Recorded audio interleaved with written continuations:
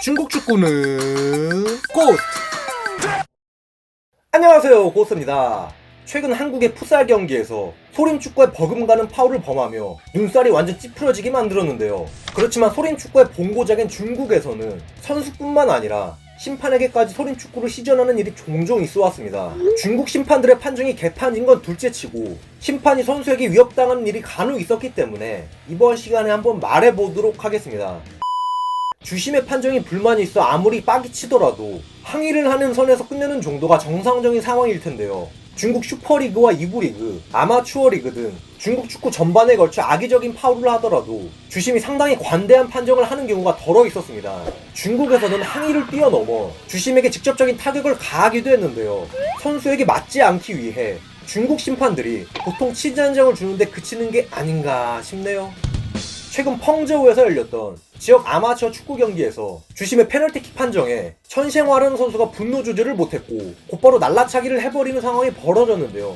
이로 인해 주심은 허벅지 쪽에 부상을 입었고 펑저우 축협은 천생화를 영구 제명시킴과 동시에 벌금 17만원을 부과했습니다. 하지만 이런 개막장 심판 폭행은 예전에도 중국에서 심심치 않게 볼 수가 있었는데요.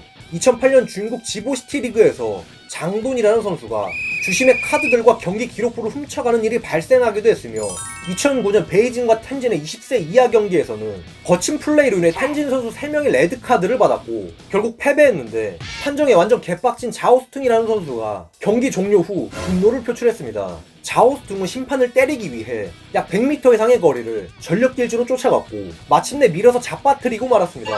선수에게 맞지 않으려고 도망치는 심판이 상당히 잘 뛰었기 때문에 그나마 추가적인 폭행은 없었네요. 이에 중국 축협은 지하수통을 영구 제명시켰는데요. 지하수통은 처벌이 너무 가혹하다며 엄청난 처벌을 받는 건 예상했지만 벌금이 그 정도로 엄청날 줄은 상상도 못했어요. 라고 말해 반성보다는 벌금에 불만을 드러냈습니다.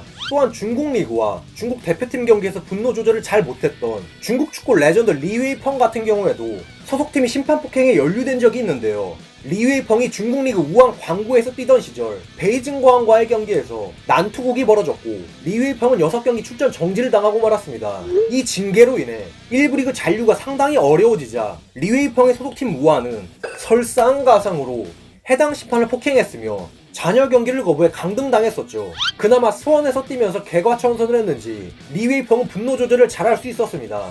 심판의 권위를 너무 내세우는 것도 그렇지만 중국 같은 경우에는 심판에 대한 존중심이 너무 없는 듯합니다. 자, 지금까지 소림축구의 본고장 심판이 극한 직업인 이유에 대해 한번 알아봤습니다. 재밌게 보셨다면 좋아요 한 번씩 부탁드립니다. 감사합니다.